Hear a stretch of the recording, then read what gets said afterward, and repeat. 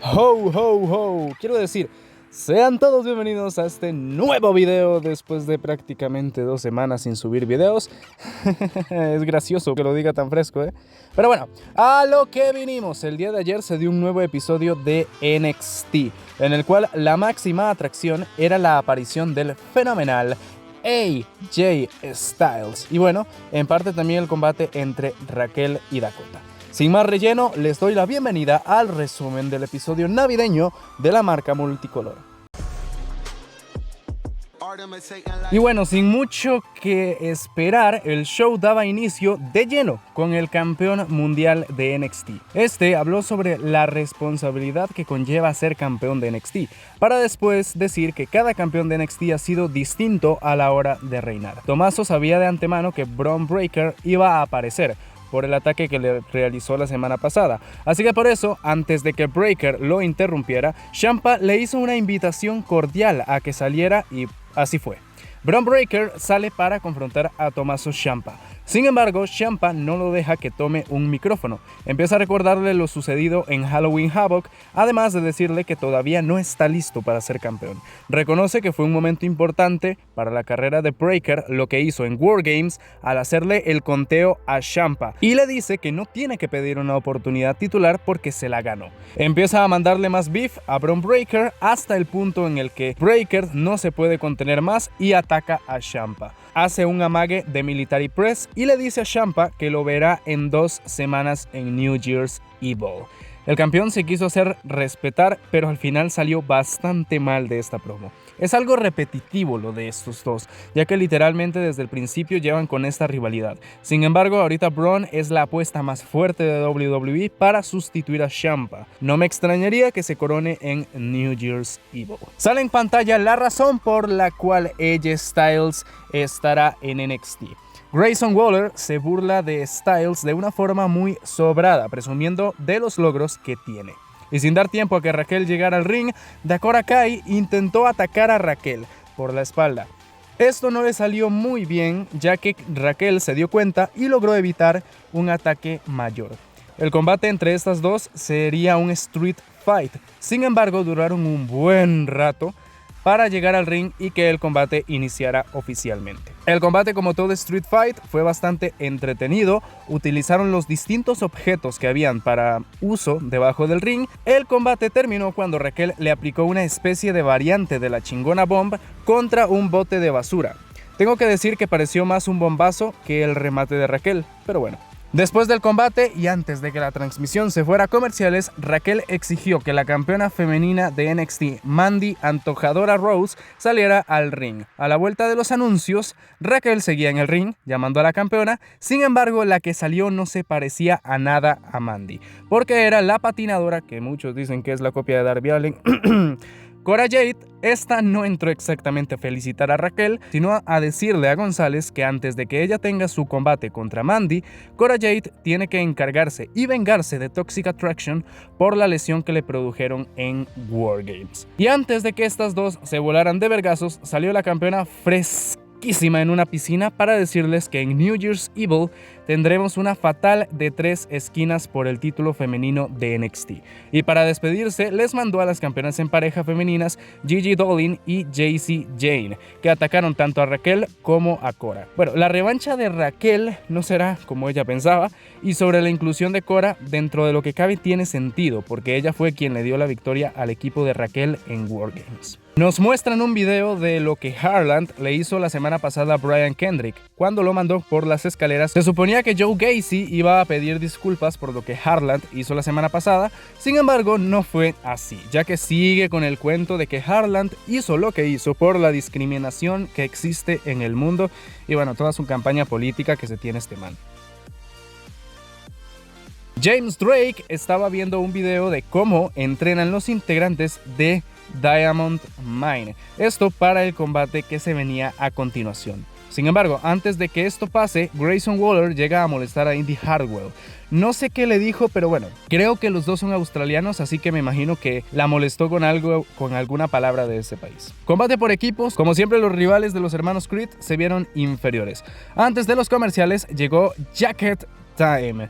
En español este nombre no creo que suene muy bien, para ser de comentaristas en japonés.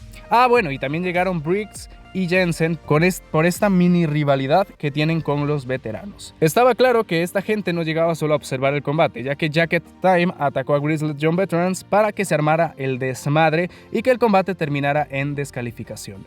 Después de esto, Mackenzie entrevista al autoproclamado campeón A de NXT, Carmelo Hayes, el cual dice que Trick Williams no le tiene miedo a Dexter Lumis, frase que se desmiente cuando Dexter aparece en la pantalla. En backstage se muestra como Zoe Stark llega para un chequeo médico, el cual es impedido por Joaquín Wilde y Raúl Mendoza. Io defiende milagrosamente a Zoe. Ante esto llega Elektra López a poner orden y encarar a la genia de los cielos. En el ring, Trick y Dexter se preparan para su combate. Carmelo estaba en el ringside, lógicamente.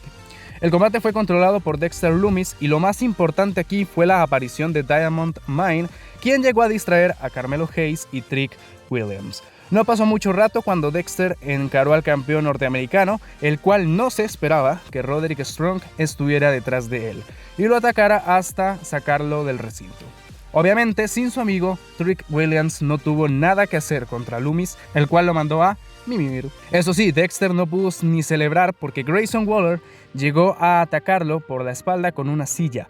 Esto dio paso al segmento más importante del show y era claramente la aparición del fenomenal en NXT. Solo hay que oír la ovación del público hacia AJ Styles. AJ le entró a dar cátedra a Grayson Waller sobre algunas cosas. Primero le dijo que se callara una y hasta en 2 ocasiones haciéndole caso al público. Primero presentó a Waller como el mayor estúpido de NXT. Waller, para responder a esto, le dijo que el motivo por el cual AJ Styles apareció en NXT era para buscar a un nuevo compañero después de lo que sucedió en Raw. AJ le dijo que cuando Waller luchaba no sabía si estaba viendo a Grayson o a AJ Styles. Y bueno, para cerrar la promo, le dijo que su problema era que se quería ver bien en la derrota y mal en la victoria. Después de esto, AJ reta a Waller para que le haga lo que le prometió, pero como era obvio, se retira dejando la duda de qué va a pasar. Me hubiera gustado 1000 veces la aparición de AJ cuando estaba la marca como Black and Gold, pero bueno, ratings son ratings. Si esto es hasta New Year's Evil, me sirve y esperemos y no sea todo el próximo año.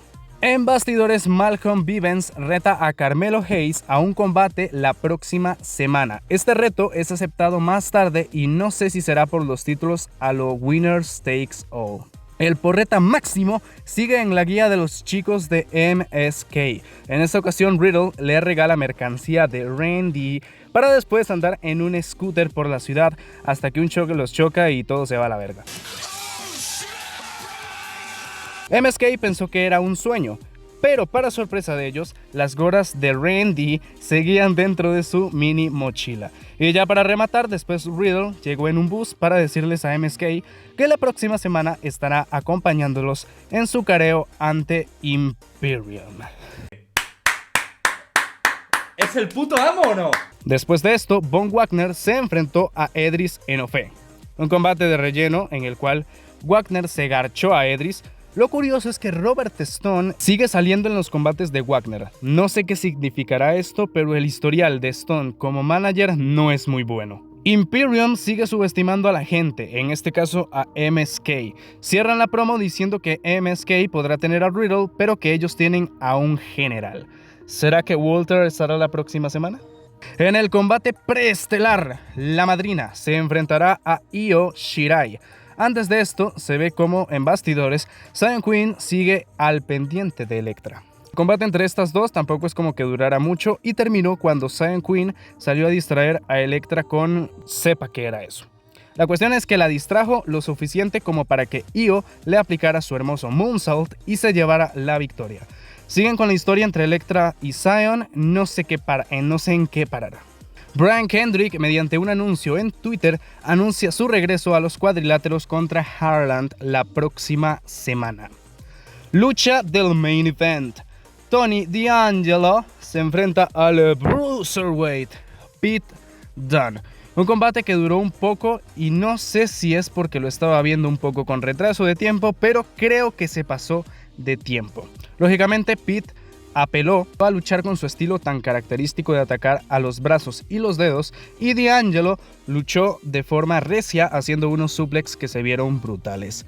El combate acabó cuando D'Angelo intentó hacer trampa con una palanca como lo hizo en War Games. Sin embargo, Dunn no se iba a zampar 2 veces el mismo almuerzo, con lo cual lo esquivó y le aplicó el Bitter End para llevarse la victoria.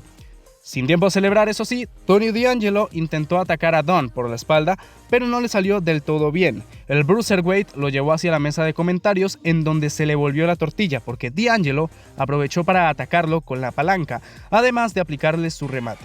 Por cierto, curioso cómo esta niña bajó solo para insultar a D'Angelo. El show termina con D'Angelo feliz de haberle aplastado los dedos a Pete Dunne. Y bueno, este fue el resumen del show navideño de NXT. Nos queda la duda de qué pasará con AJ Styles, además de qué pasará entre Ciampa y Breakker en New Year's Evil, y además de cómo se llevarán a partir de ahora Cora y Raquel. Bueno chicos, este ha sido mi aporte del día de hoy. La verdad, en principio no iba a hacer este video, pero me dije, ¿qué carajos es Navidad? Bueno, ahora sí, sin más que decir, los dejo. Les deseo una feliz Navidad y un espectacular comienzo de año 2022. ¡Hasta el próximo año! ¡Chao!